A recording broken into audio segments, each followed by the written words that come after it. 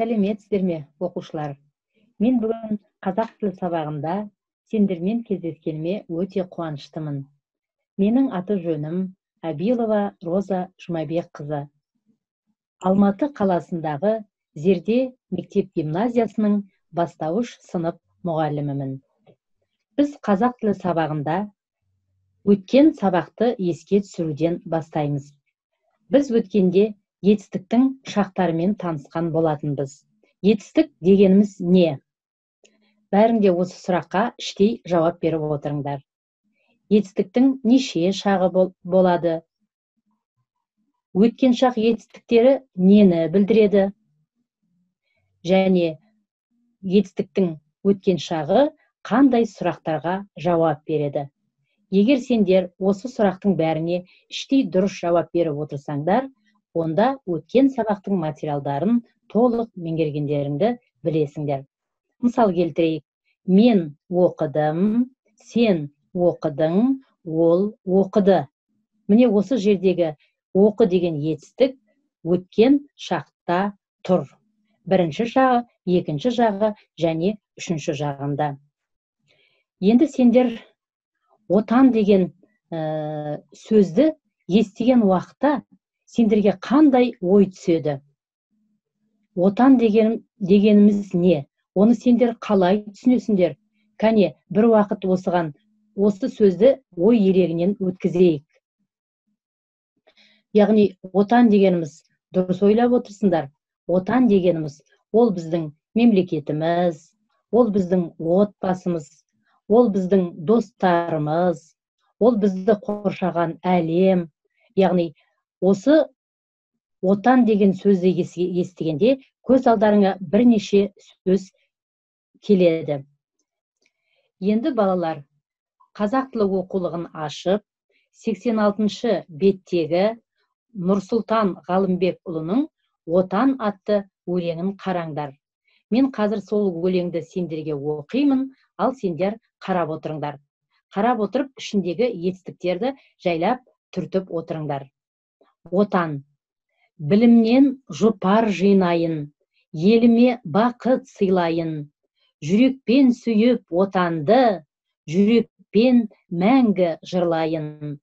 Отаным гүлге бөленсін, өзге елдермен теңелсін. Амандық болса ағайын, бәрінде бірге көрерсің. Енді өздерің осы отан өлеңін бір рет көздеріңді жүгіртіп оқып шығыңдар да, өлеңнен етістіктерді табыңдар. Қане балалар, ішінде қанша етістік бар екен? Егер сендер етістіктерді тауып болсаңдар, онда тақтадағы етістіктермен соны салыстырыңдар. Міне балалар, сендердің алдарыңда отан өлеңіндегі жинайын, сыйлайын, жырлайын, бөленсін, теңелсін, көрерсің деген етістіктер тұр. Яғни сендер де осы етістіктерді дұрыс таптыңдар деп ойлаймын. Енді осы етістіктер іс-әрекеттің қашан болатынын білдіріп тұр. Қане ойлап көріңдерші. Дұрыс айтасыңдар, дұрыс ойладыңдар. Бұл етістіктер іс-әрекеттің алдағы уақытта болатынын білдіріп тұр. Балалар, сендердің тапқан етістіктерің көрініп тұр. Олар жинайын, сыйлайын, жырлайын, бөленсін, теңелсін, көрерсің. Енді сұрақ қойып көрейікші осы етістіктерге. Не істейін? Жинайын, не істерсің? Көрерсің деген сұрақтарға жауап берді. Осы етістіктерді іс-әрекеттер алдағы уақытта болады. Олай болса, біздің бүгінгі сабағымыздың тақырыбы етістіктің келер шағы. Етістіктің келер шағы дегеніміз не? Келер шақ етістіктері іс-әрекеттің алдағы уақытта болатынын білдіреді. Және келер шақ етістіктері не істеймін, не істейсің, не істейді деген сұрақтарға жауап береді. Енді осы тақырып бойынша біз тапсырмалар орындауға кірісейік. сендердің алдарыңда тапсырма шығып тұр.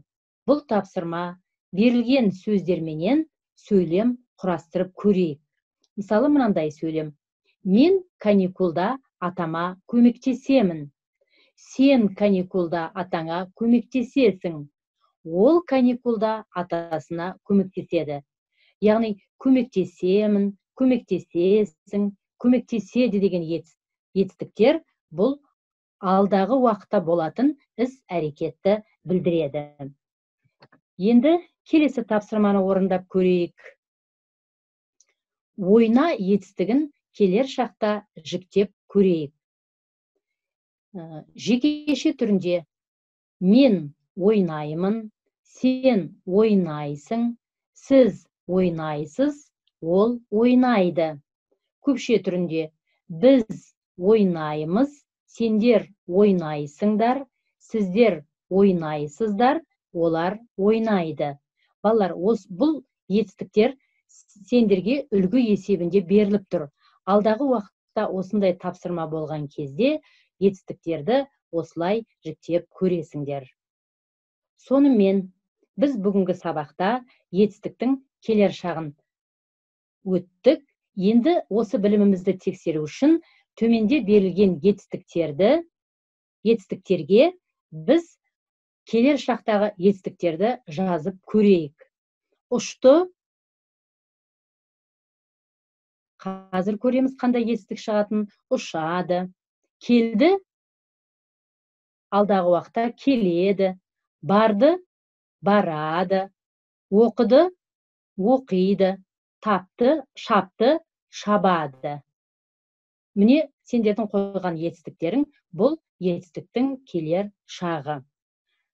Сонымен балалар, қорыта келген уақытында біз етістіктің шақтарын өтіп болдық. Енді үйге мынандай тапсырма. Бірінші, отан өлеңін түсініп, мәнерлеп оқу тапсырмасын орындау. Екінші, отан сөзіне 5 жол өлең құрастыру. Үшінші тапсырма 87-ші беттегі 24-25-ші жаттығуды жазу. Сабақта алған білімімізді қорыту мақсатында Білген Академи сайтына кіріп, тест сұрақтарына жауап берулерің керек. Ендеше балалар, сендер бүгінгі сабақты жақсы түсінді деп ойлаймын. Көңіл күйлерің жақсы болсын. Осы тапсырмаларды орындап, келесі сабақта кездескенше аман сау болыңдар.